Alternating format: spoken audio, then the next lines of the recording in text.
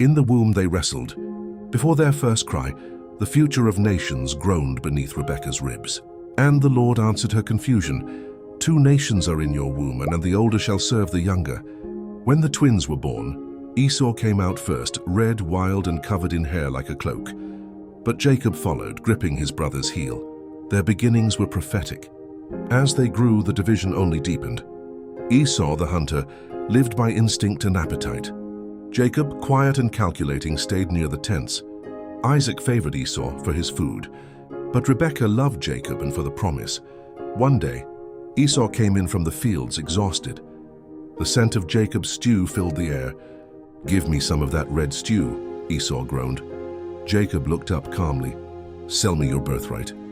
"What good is my birthright if I'm dying of hunger?" Esau snapped. And just like that, the legacy of the firstborn was traded for a bowl of lentils. But that was only the beginning. When Isaac was old and nearly blind, he called Esau. "Go hunt and prepare a meal for me, so I can bless you before I die." Rebekah overheard.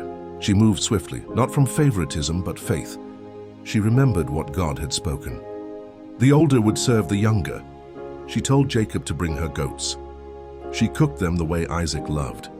Then she dressed Jacob in Esau's clothes, even placing goatskins on his hands and neck to mimic Esau's roughness.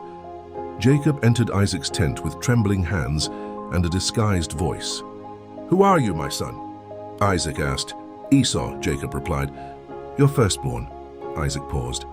Suspicion flickered. He reached out and felt the hairy arms.